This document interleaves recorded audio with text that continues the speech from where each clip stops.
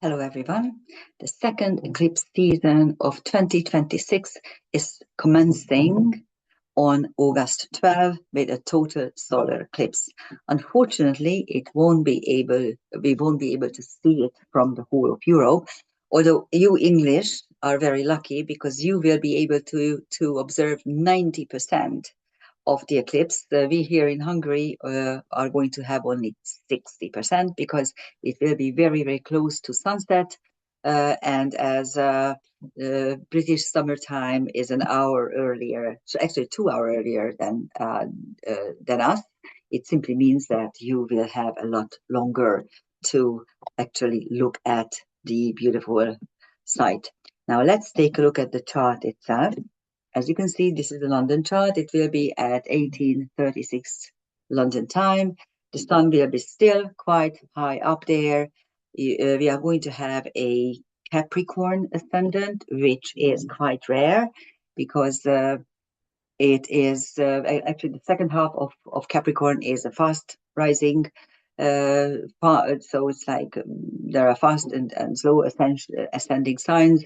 The slowest are Leo, Virgo, and Libra, and the fastest are Aquarius, Pisces, and Aries. But the second half of Capricorn is also quite fast, faster than average. So here's the chart, and as you can see, the highlight is the Sun-Moon conjunction in the seventh, intercepted. So we have an intercepted luminary energy here, and in the seventh, it is relegated to, well, if you look at it from a mundane point of view, it means that everything is at the spouse, at the disposal of the spouse. I myself consider the most difficult placement for the sun to be in the seventh house, simply because then your whole ego development is at the mercy or in the hands of your spouse. So it means that if you don't have a significant other or you are not in a committed relationship, you won't be able to find yourself, which is very, very difficult. And actually, in my practice, 9 women out of 10 who have a seventh house sun don't have a partner. And this speaks volumes of how difficult this is. And the moon, and actually anything in the seventh house, can only be accessed through the partner. So you just simply, as if you were at the table, and then you would push your plate full of goodies to the other side where your partner sits. That's exactly what happened when you were born, before you were born, actually. And here there are a number of planets: Mercury, Jupiter, Sun, and Moon, all in the seventh, and all four are, and also the south node are intercepted. So not only do you have no access to these, but also it's in brackets. So it's this is what we call suspended karma.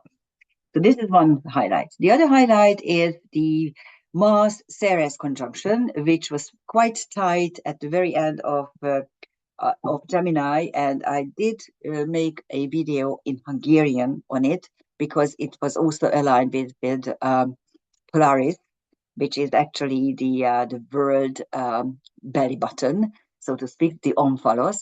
So it was a very interesting placement, and now they are both in Cancer already. So is the asteroid Lilith.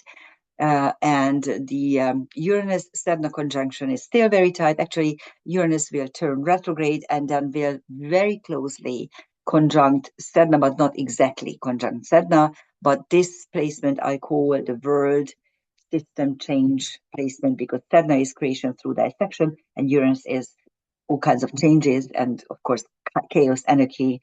And if you look around, I just, when I'm recording this in the morning, I had a workshop with the Astrological Lodge online, of course, via Zoom, and it was about karmic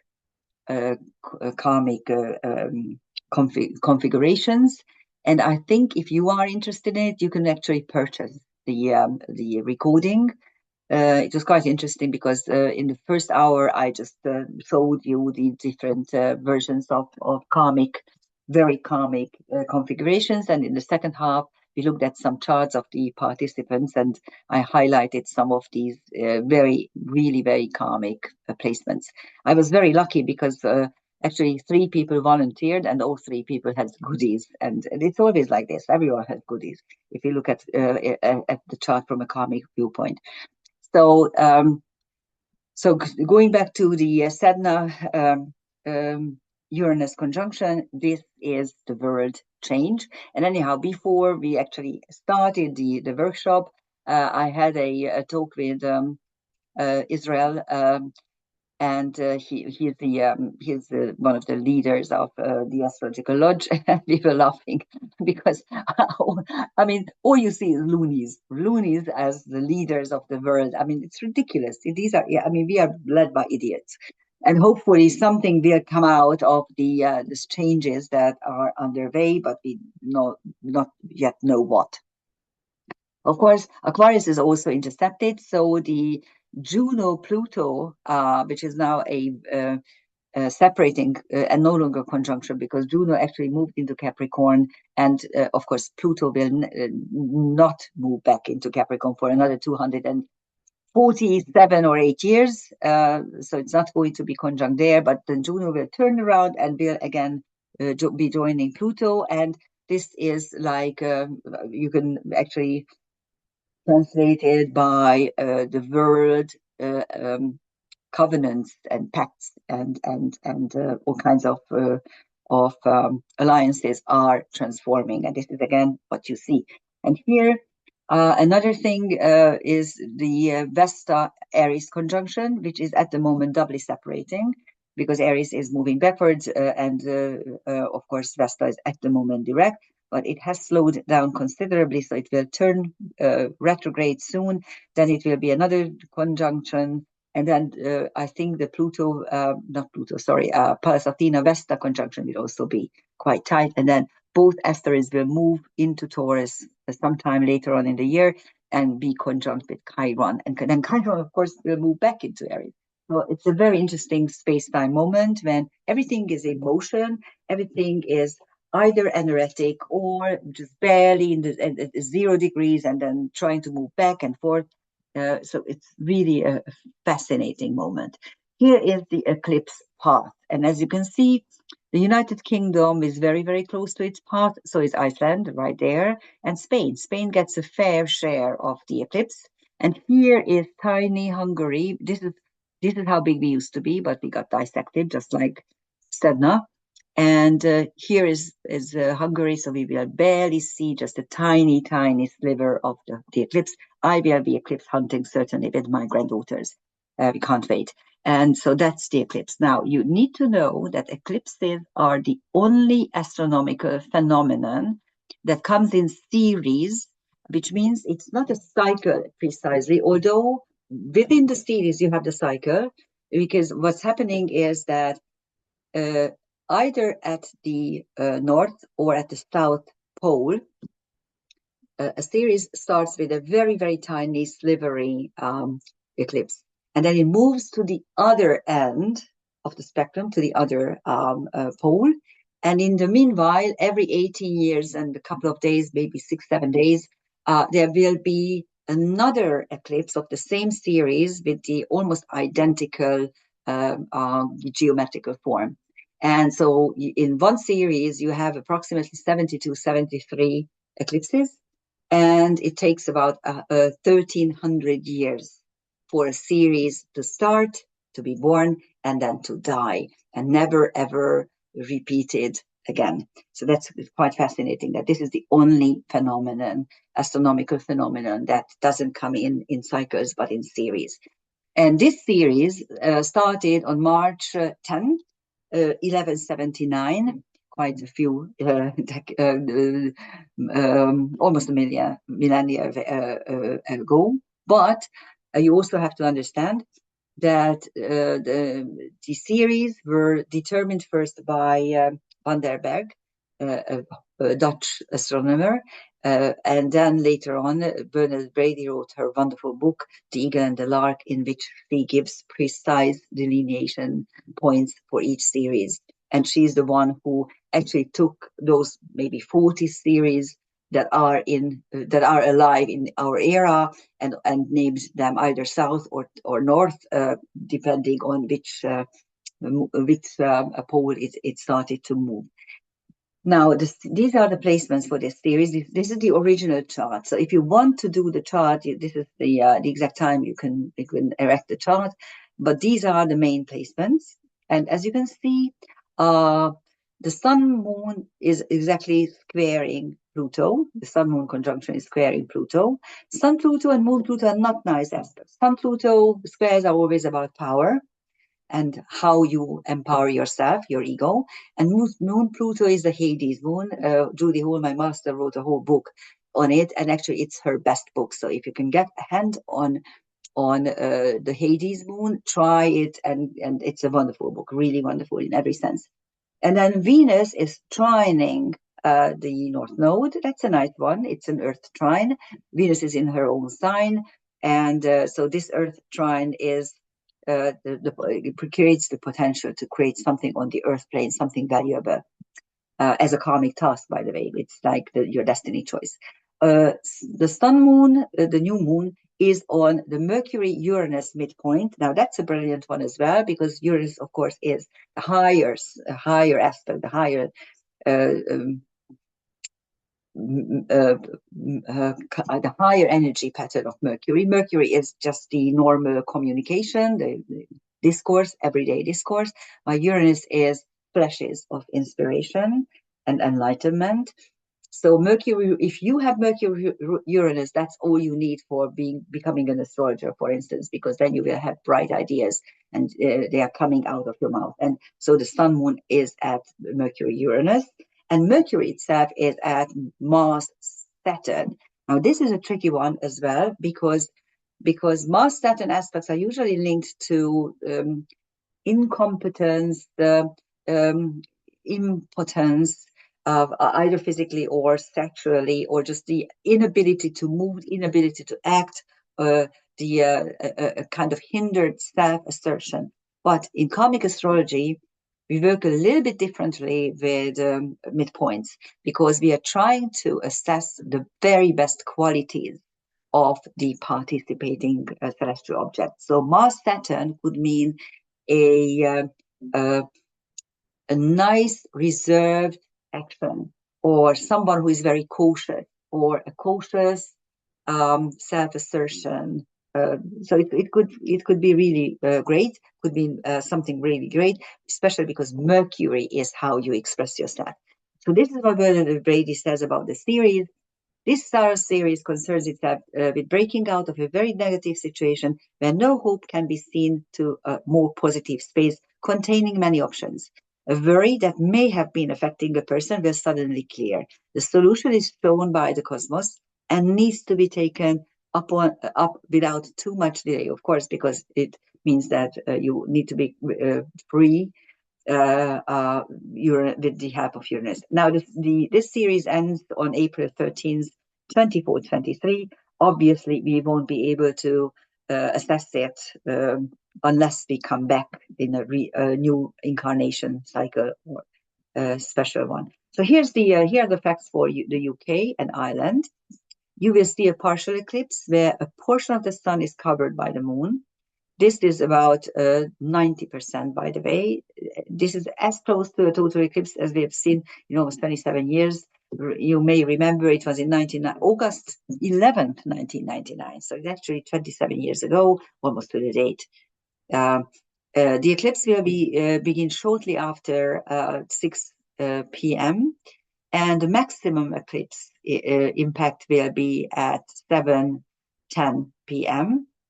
British summertime, of course, and then the sun will set, so you won't be able to get a better view on the eastern horizon or the western horizon. And of course, it also depends how many clouds we have, or where you are going to watch it. You need clear skies and no obstacles to the western horizon to be able to observe it. So those are the facts, and let's take a look at the luminaries. Here are some aspects, actually the main aspects of the luminaries. As you can see, there are not too many. If you don't work with Chiron and the asteroids, then you simply and the quindacila aspect, then you barely have any aspects because there's a semi-square with Venus. So Venus and the Venus has actually almost reached its furthermost point from the sun. So it's quite visible and bright in the evening sky. It's an evening star at the moment. And Neptune has a sesqui quadrate because the Venus Neptune opposition is very tight in this chart.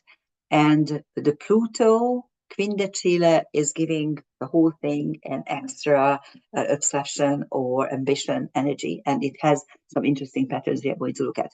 But Ceres makes a septile mysticism. Pallas Athena is if you work with the Asteroids, you're lucky because there's a beautiful trine, a fire trine with Pallas Athena wisdom. So that's great. And then another semi-square with Lilith, the asteroid Lilith, revolt against injustice. So those are the aspects. And actually, there's one more aspect in the Hungarian chart to the IC. So if you want to look at that and you understand a little Magyar, you can actually look at that chart as well. Okay, here's a complex planetary picture in which I like this because it has many diverse aspects and still it's a closed energy. So it closes, it's not a non-closing energy because when you have separate different aspects coming from different aspect families, very often it's not closing. This one is closing. And here's what you have. You first of all have a cardinal T-square, Venus Neptune opposition. That's a nice one, even though it's an opposition, because Venus is the it's carnal love. So everything on the earth plane that gives you pleasure and gives you security, money, well-being, love, sex, things like that. And Neptune is the higher aspect of Venus, a higher octave of Venus. You can use the musical word for it. And it means universal love or unconditional love. And of course, mysticism as well. This is an opposition, which means that now, at the moment, these two planets are clashing. But as one is the higher octave for the other, I wouldn't be too concerned about it. And then Lilith, the asteroid Lilith, revolt against injustice, is actually squaring them. This is a cardinal square, so it gives you the energy to move. And here are three archers. Archers are structures. They are actually triangles that have the quindecile as the main compartment, the main component. And for that, because it's 165 degrees, you need something as with either 45 or 135 degrees, and then the accompanying aspects. And this is what we have, three of them. We have the normal archer, which is a quindecile, a trine, and a semi-square. Sun, Moon, Venus, Pluto. Venus-Pluto trine is about, and actually it's a separating trine, but still there, it's about the positive emotional whole. So we could say there's an emotional white hole when you know what to do with love and you know how to experience it and how to manifest it. And then, of course, there's the Sun-Moon conjunction. And there's an equestrian archer as well with the Sun-Moon, Neptune, and Pluto. Here's the equestrian archer. The equestrian archer has, instead of the trine, it has a sextile, and instead of the semi-square, it has a sesquiquadrate. And this particular sesquiquadrate is brilliant because it is in fire signs, so it actually acts as an agitated or energized trine. It's a nice one. An equestrian archer, of course, is sitting on a horse and able to fight like this. I'm sure if you like us Hungarians or you heard about us, you know that we come from the Huns and the Huns come from Scythians, and these are equestrian people. They learned to ride a horse even before they could walk. So, at the age of 6 months, a child is able to sit a horse, and this is when they were set on horses and they learned to shoot bows very, very quickly. And there's a crossbow archer as well. The crossbow is a really important weapon. And this is a quintatile, a quincunx, and a semi-square. Here it is with Lilith, the Sun, Moon, and Pluto. The Pluto Lilith quincunx is a powerful quincunx because it helps you to actually transform something by revolting against injustice. So it's really nice. And then there's a tensely dissolved opposition besides the um, Venus, Neptune, Lilith T square, because the Sun Moon conjunction is actually dissolving it. The Neptune sesquiquadrate to the Sun Moon is acting really like a trine, but it's still, there are only tense aspects, opposition, semi-square, sesquiquadrate. There's also a tense triangle or a dissolved square when the dissolution is with another hard aspect, the semi-square, and it's Venus, Lilith, and the Sun Moon. The Venus Lilith square, the cardinal square, is interesting, but of course it is part of the T square, which we already took. And then there's also a little engine right here. Little engines are made up by a quincunx, a square, and a sextile instead of a trine. So it's much smaller, and it is with Neptune, Pluto, and Lilith. Now, there are quite a few transcendental celestial objects. If you are here for the first time, you should see that they are color-coded. We don't have, in this particular configuration, we don't have any fixed stars, but fixed stars are usually red. TNOs, SDOs, centaurs, so any trans-Neptunians are blue. Those are linked to our karmic wounds and all the lessons we can learn from them.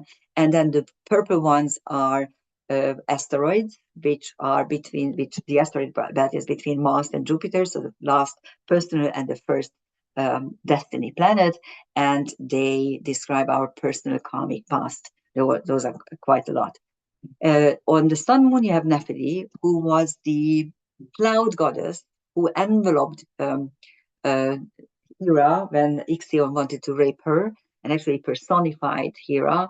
And so she suffered the rape, and as a result, she delivered the first half human, half animal centaur, Centaurus, who has a different genealogy than Chiron. Chiron is the half divine, half animal version of the same hybrid person. Anyhow, so Nephili and Osiris, Isis's unfortunate husband who was torn into 14 pieces. On Venus, you have Pax. Of course, that's what we need the most. And actually, you know, when you look at the world, how crazy it is, what sort of horrible agendas they are trying to push down on our throat, how they are trying to take away our personal freedom, our way of life, actually the right to choose our lifestyle, because that's what's happening. They want to tell you what to do, how to move, how to communicate, what to wear, what to eat, where to live, all kinds of things. This is horrible and very, very against human nature, all in the name of, I don't know, saving the planet. The planet is fine. The planet doesn't need to be saved. We need to be more responsible and rational, and we need to oust the idiots who are trying to run the world, those loonies who really think that they have a say in our world. And if you look around, this is what you see. Instead of being in a nice, cozy relationship with your neighbor, with your partner, with your children, having a job which is enough. I mean, just 120 years ago, okay, around the turn of the previous century, so the 1900s, before the First World War, a husband was able to earn enough money to pay for her wife, his wife, his 5 children, and of course the maid and whatever it was necessary, because the salary was enough. Then the capitalists had the bright idea to push women into their freedom, into the factories, because that in this way you can liberate yourself. And all of a sudden, even 2 salaries are no longer enough for a proper family life. It's ridiculous. We could really live a nice and cozy life if the powers that be allowed us. Anyhow, so there's Icarus, a hubris asteroid, which means that you do something against the wish of the gods. You are trying your luck. That's what happened to Icarus, and of course he died. Punya, Hans, you can't even get rid of us, of course. And Hector, who is the crown prince of Troja and the hero of the Trojan War. On that you have Borasisi, one of the so-called tyrant centaurs. On Pluto you have Atropos. Atropos was the third of the fates who determined your fate, and she was the one who cut the thread of your life. So it's interesting that on Neptune, which is your so it's quite interesting that you have this there. On Neptune, you have a tyrant, and on Pluto, the death planet, you have a death asteroid. Interesting. Anyhow, and on Lilith, you have Urania, the one of the muses of the stars, and Chaos, which I haven't shown you for quite a while. So here's it. This is a TNO, a trans-Neptunian object, orbiting in the outer Kuiper belt. Its orbit is 307.4 years, quite a long orbit. And it is, in Greek mythology, the unmanifested matter. So it really is the state of the universe before creation. This is what we usually say about chaos. And to it belongs the ability to create out of nothing. There are three main creating aspects: creating through words, logos, or uttered words and ideas, that's logos, creating through or because of passion, and that is eros, and creating out of nothing, that's chaos. And order from chaos, that's also linked to it. So how to create order from chaos. And if you believe in reincarnation, and you know that your soul is really not an intact thing, but it can actually splinter, then it's also linked to soul fractioning and broken soul particles.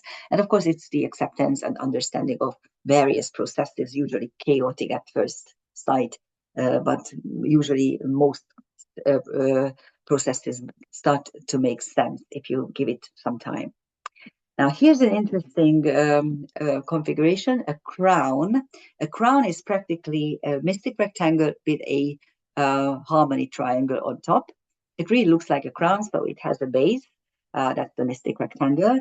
And this one is formed by two oppositions linked by trines and sextiles: the Pluto-Mercury opposition, manipulation through words, and the Venus-Neptune opposition, love and higher love, are actually now clashing. And the tip of the crown jewel of this crown is Uranus, change. And the harmony, there are actually two harmony triangles as well. If you take a look, actually three of them.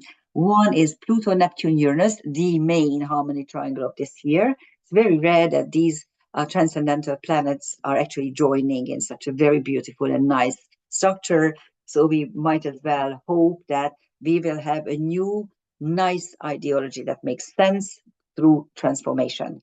And there's another harmony triangle with Neptune, Uranus, and Mercury.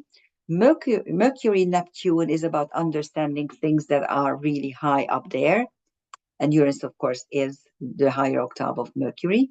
And then we also have a Uranus, Mercury, and Venus. And Venus, Uranus is always about how you can actually stay in a relationship, but also be free. So freedom and commitment are kind of harmonized. How? Through Mercury, through thinking. And there's also an angel wing. An angel wing is the tiniest of the configurations, at the tip of which is Lilith, the revolt against injustice. And actually, the transcendental celestial objects are almost the same, except for Uranus, you have Hercules, the hero. On Lilith, you have Chaos and Urania. We looked at it as well. On Mercury, you have Wisdom and Altarf. Altarf is finally, we have one prominent star. This is the beta star of Cancer. And Altarf in Arabic means insight, to stare. And it really is about insight. And wisdom is wisdom. So with Mercury there, you can have insight into wisdom, which is brilliant, I think. All you need to do is become a hero. So that is the astrological pattern of this particular eclipse. And 2 weeks later, we are going to have the lunar eclipse, of course, accompanying the same series. Happy solar eclipse. I hope you will be able to watch it.